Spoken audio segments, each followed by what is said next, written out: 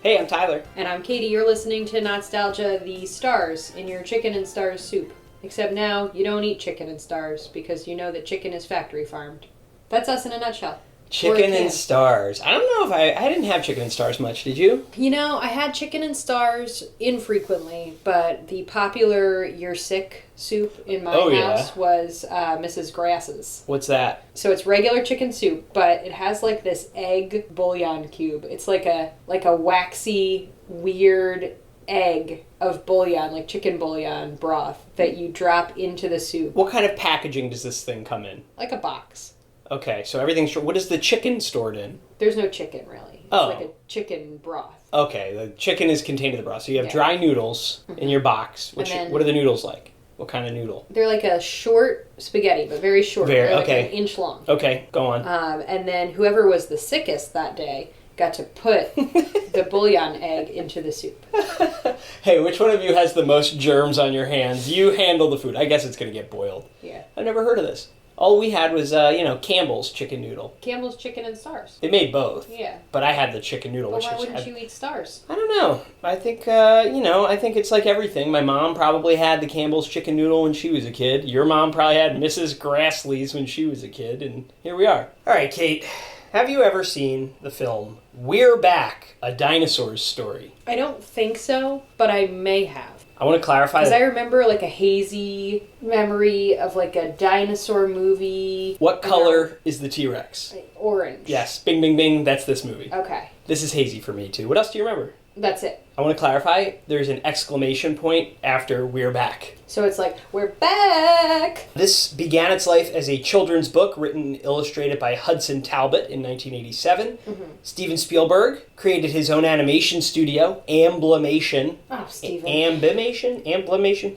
Steven, it's not good either way. An offshoot of Amblin, of course, his live-action movie production company. And he started the animation division in 1989. This is after The Land Before Time, right? So he gets Don Bluth to help him make The Land Before Time. And then Steven Spielberg says, you know what, I'm opening my own full-fledged animation division. This is going to last a long time. We might as well bring it in-house. However, once he started this division, they only made 3 movies. The sequel to An American Tail, which was An American Tail, Fievel Goes West. Great movie. The movie we're going to watch today, We're Back, A Dinosaur Story. And then the only other one he made after that was Balto. And then they closed this animation division of Amblin in 1997. This movie came out in theaters November 24th, 1993. It was directed by Dick Zondag, Ralph Zondag, Phil Nibelink, and Simon Wells. Great names. It was written by John Patrick Shanley, the writer of Moonstruck. Oh. You love Moonstruck. Maybe we'll get some snappy dialogue in here. And of course, Hudson Talbot gets the based on the book by credit. Steven Spielberg grabbed the rights to this book before Disney could. It was probably going to be a Disney movie if Spielberg didn't come along. And I have like vague, warm and fuzzy feelings of this movie. Just like you said, it's hazy. John Goodman's voice as the orange T-Rex. Maybe there's a crystal ball, a mad scientist, Times Square. I don't know.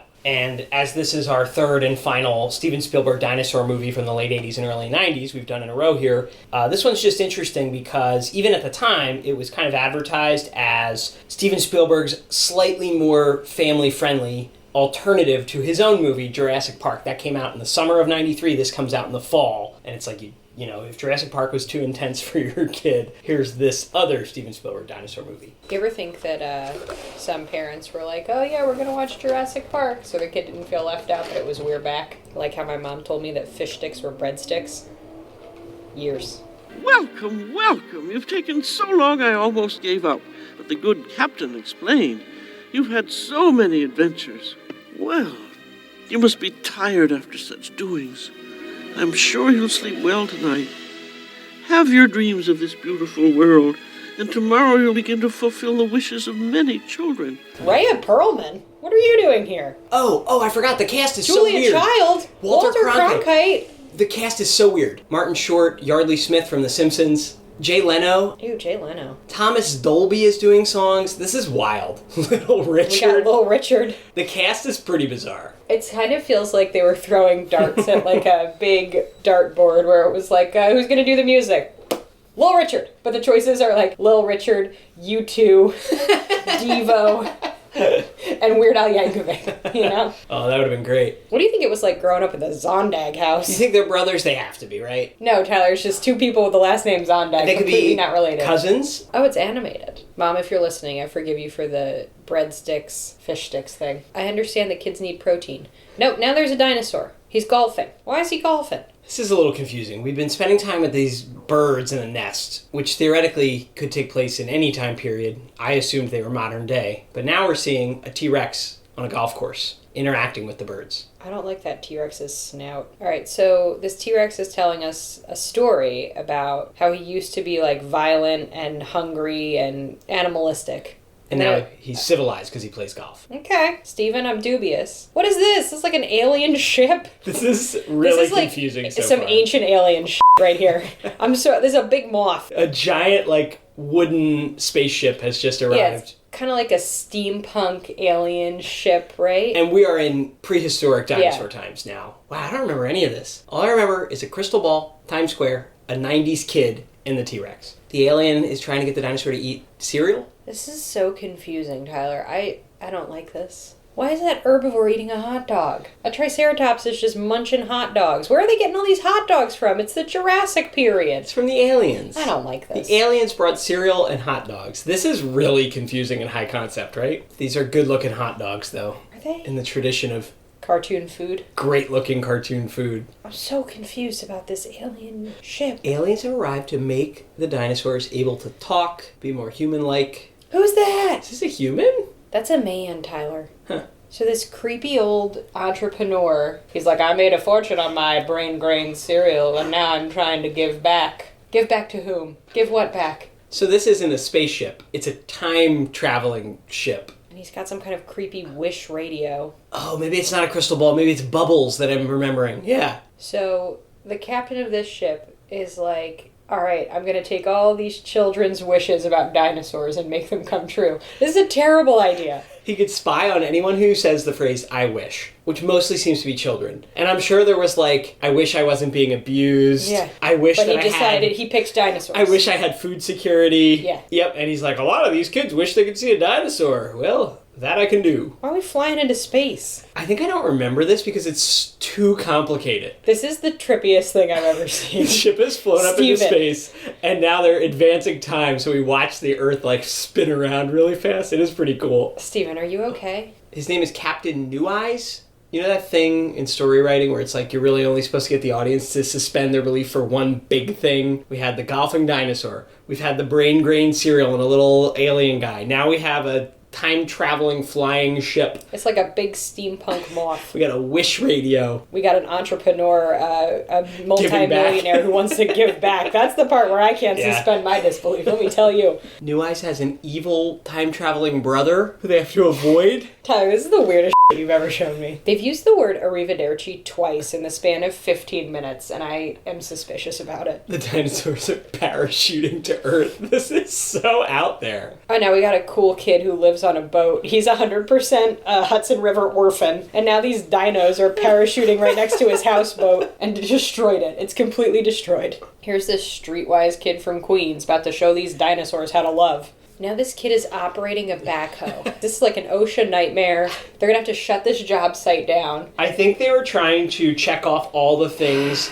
little kids love. Dinos, construction equipment. Trucks, space. Uh-huh. Yeah, bubbles. Orphans on a boat. So far, the animation, great. Looks beautiful. Very technically nice looking. On par with Disney, I'd say, at this era. The plot? Yeah, the storytelling, the writing. The plot is thinner than that threadbare blanket that you got when you were a little baby and you would drag around with you. You drug around with you for 9 years, and then you look at it as a 9-year-old and it's basically just held together by 6 threads and one satin strip. That's the plot. Look, we got a couple 3D buildings here. I was going to say, this looks like weird early 3D animation. Oh, right? yeah. Okay, so Louis has somehow landed at this, super duper penthouse to return this little girl's hat, right? And she's, sad on Thanksgiving. And Louis is like, why are you so upset, huh? And she's like, my parents And he goes, oh, do they beat you? And she's like, no, they just don't pay attention to me. It's very revealing about Louis. Maybe why he's living on a houseboat. Yeah, maybe. Now Louis gonna abduct this kid. What's it called when a kid abducts a kid? I guess they're just running away. Okay, so her parents have like full on left her. Yeah, they're on vacation in this photo and wrote, wish you were here, and sent it to her. It's Thanksgiving. That's hilarious. Does she have an original Jasper Johns in her house? She does. Sometimes, in order to get an original Jasper Johns in your house, you need to experience some emotional neglect from your parents. Did you see, I know this isn't funny, did you see the framed picture? It's a photo of her at family night at school and she's at a table alone. Why would they frame that? They're like, hey, Annabelle, here's the reminder that we hate you. I don't know this kid's name. Is the joke that, like, people are so busy and into their own world in New York that they might not notice giant dinosaurs? Yeah, they're gonna eat that little kid. Cecilia. Ah, Cecilia Nuthatch. Oh, what? Now Oh, we're no, singing. a musical number. I had no idea. Turn back the clock, maybe you can see why the 20th century appeals to me. So much to learn and so much to do, and a zillion wonderful things to chew. Roll back the rock. Roll back the rock. Turn back the clock. Turn back the clock. Roll back the rock to the dawn of time and sing this song with me. Now we got a line dance of kids dancing. Oh my, this is what, Tyler? No, this is too much for me. Why are they letting John Goodman Shrek song this? They would have been bazookaed off the street 10 minutes ago. I love Julia Childs so much, and I'm so confused by her presence here. There's just so much happening. Also, how does this dino know how to drive? This is a pretty chaotic sequence. The This is dinosaurs too much are for me. hurtling A around lot the of city. screaming. Some by air, some by motorcycle. Steven Spielberg loves a screaming dino. Also a militarized police force. Oh, look, the T-Rex is in the bed of a pickup truck, kind of riding it like a cool skateboard. Yep, just added to the list of things that kids love. It's actually a pretty cool visual, I'm not gonna lie. Look, he's like grinding on the bridge supports. He's about to shred. Who's driving the pickup? Just like a frightened man? They just got blown up in a building that was being demolished. Tyler, I am so exhausted by this. I think I remember being terrified of Professor Screweyes. Well, here he comes. I think I remember having nightmares about this. What if this podcast recording... And I think I remember, like, telling my sister, like, he's gonna come and get you in the night. You're gonna deserve it when you get a nightmare tonight. Also, it's the 90s. Why are these kids wandering around in Central Park? You know it was weird then. They're really making Central Park look really scary. Yeah, it's horrifying. Alright, so now Louis is fighting with these carnies. Cecilia Nuthatch has literally zero personality. She's like, oh, Louis, you're so brave. Great. Wow. She exists only to have blue eyes and tell Louis how brave he is. Don't forget to be sad about her parents. Oh, right, I forgot. Oh, yeah, I remember this dude. All right, so we've just been introduced to Professor Screweyes. Not New Eyes, not to be confused. Are they... He said they're brothers? They're brothers. Why do they have a different last name? Yeah, you don't want to be a part of this circus, Louis. It's scary as f***. So now there's a large plot point about contract law. Oh, I remember that. Oh, did he get pricked by the... Yeah, so he has to sign this contract in blood to an old ringmaster. This is crazy. Yeah. What? The contract is like evil satanic magic. It's blank, and then when he puts his one little drop of blood on it. Who thought this was a good idea? This is terrible. Hey kids, want to see how to get your finger to bleed? Yeah. They're going over to a carnival attraction called Naughty Boy's Delight. This is scary. All right, I remember this being so terrifying. It still is. So the main conflict of this movie is, hey kids, do you want to go to an evil, dangerous, but probably pretty fun circus? Or do you want to go to the Natural History Museum? They just keep zooming in on his evil Yeah, I glass remember eye. being so scared of it. So now he has a fear radio. So the evil Professor Screweyes has like a radio that just broadcasts fears. So the fear radio, instead of like kids floating in little bubbles, it's just ghost specter children. And they're blasting out of the radio like, monsters are gonna eat me. I thought it would be sad to see a real-life Wish radio. This would be really bad. The Fear radio. That's Quaaludes. Oh my god. And he has just a vial of drugs. And they straight up look They're like drugs. Quaaludes. Just pills. Yeah. They're little pills. Little white pills. And their brain drain, which will what? Return them back to their Their limbic dinosaur reptilian state. super id state.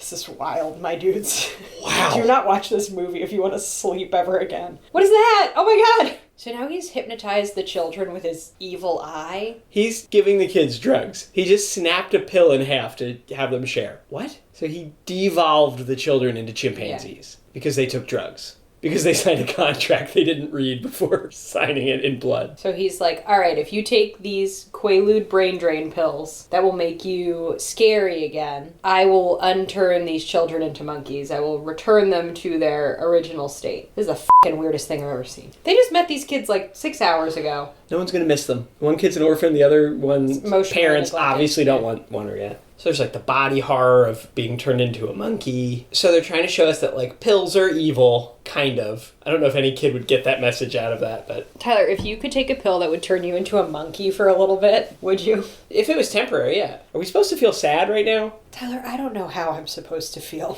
They're not hitting the emotional notes No. of Littlefoot's mom. I've rarely felt less invested in a story. This kid is just a human-looking Max Goof. How did Stubbs the Clown get thrown out of the legitimate circus? I'm a bit worried. Stubbs the Clown is like weirdly devoted to Professor Screw Eyes. He's like, no, it's just the circus has gotten a little weird lately, but maybe it'll be okay. And you're like, what? He's been turning children into monkeys, but... You can't just stay in a toxic workplace because of sunk costs. I'm just saying, if you're in a weird workplace and maybe your boss is turning kids into monkeys, or, if he's got like a weird vibe, you can leave. You can go. It's okay. It's not quiet quitting. You're just setting boundaries. He makes you take pills from a glowing green jar. Yeah. Okay, this I remember, and I remember being so scared. So now, yeah, we're watching the evil circus, and everything about it is frightening. This is something I would really dig, like, now, as an adult. Yeah. I'd be like, wow, an edgy circus. It's a little too much for you as a little kid. Literally growing up, I think my mom was like, no, you are not allowed to watch this after we watched it once, because my sister and I were so scared. The main, set for the circus is a giant skull with bats flying out of its eyes. Evil performers dressed as devils with pitchforks come out of the skull's This mouth. is the height of the satanic panic also. Let's not forget. Now, ghosts are shooting out of the skull. See, there's a pentagram drawn on the floor. This is nuts. Yeah, Tyler. Everything's exploding. There's so much going on here. It's just beyond. Oh, and now the evil skull set piece is gonna move around because it's like animatronic. I cannot handle this. Now we've got elephants pulling some kind of cart, so you just throw in some animal abuse too, I don't remember any of this. Yeah, because you blocked it out because it was too scary. I don't know if I got past the parade scene. You did not have an attention span. So now Professor Screw Eyes has revealed the dinosaurs. And they're just scary and angry, and people are trampling each other to get away. Okay, so he's got a hypnotizing laser eye. Yeah, so the T-Rex is about to eat Screw Eyes. So Louis is going to heal Rex, the Tyrannosaurus Rex, from his Quaalude fog with the power of love. What'd you say at the beginning of the movie? Here's a river orphan to teach these dinosaurs about love? You were right. I would just like to say, contrary to what I said at the beginning of the episode, this is not less scary than Jurassic Park. No, this movie much is more scarier. scary than Jurassic Park. Literally, they just need to hug each dinosaur and then they transform into their cartoony version and they're, what now? They're going to burn the evil out of this place with the power of light. Oh no, I'm sure the steampunk moth spaceship's coming. Oh, Christ. Here it is. This is the weirdest thing I've ever seen. Now this steampunk moth spaceship is just blasting rockets down. Well, they're from above. shooting the shackles off of the dinosaurs. Kind of a weird choice. Couldn't we just unlock them? We went through all this, and then they had to add a gender roles thing at the end. The girl kissed the boy. He goes, that's unmanly. She goes, you're right. You should be kissing me. Dear God. And then the pterodactyl, watching the two children kiss, flew up to the T-Rex and says, we should have a baby. This is the weirdest thing I've ever seen, Tyler. I can't believe you made me watch this. I didn't think it'd be like this. Look, Stubbs quit his toxic workplace. I'm so proud of Stubbs. He's going to start a clown union. And look, the audience is loving him speaking truth to power, screaming at his boss, quitting. I do kind of like this bit where he's giving This was back. the best bit in the whole movie. Stubbs is returning all his stuff as he quits, and it's a pretty funny a list of clown-like things that get more and more absurd. Now they're flying off in this big steampunk moth. I think we needed more Julia Child. Where is she? Why would you put Julia Child in this movie and not utilize her more? She spoke like twice so far, and there's less than 10 minutes left. Is the bad guy getting eaten by birds? I remember this. Did the birds eat him? Maybe he was made of birds? And then just a screw was on the ground. His eye was literally a screw? Yeah. Okay, they're at the museum. Here's your girl. Louis and Cecilia made up with their parents. It was not the children's responsibility to make up with their parents. No. So what, is Rex taking a break, a vacation from his job at the museum to go golfing? Little Richard is giving me, like, a little bit of heavy metal vibes when he's like, the first one came out of the ocean and rock! And you're like, oh my god, what? Yeah, but this song's great and all. We only spent maybe 3 minutes in prehistoric times in this movie. No. But don't old people spend all the time talking about the good old days? You know? Kate, I am the host of a podcast where I literally just am clawing to get back. You're trying to turn back the rock. The planet glowed like an embryo. The lava flowed from a live volcano. The earth was smoking.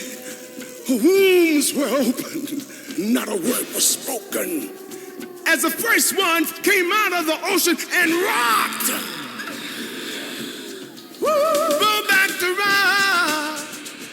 I'm going to tell you, Roll Back the Rock, though, is a bop. It's just the confusing cherry on top of this very confusing movie. I like weird stuff. I like time travel. Love it. I like dinosaurs. Big fan. I like media from the 90s. This was so strange. It was literally one of the weirdest things I've ever seen. Like, no joke.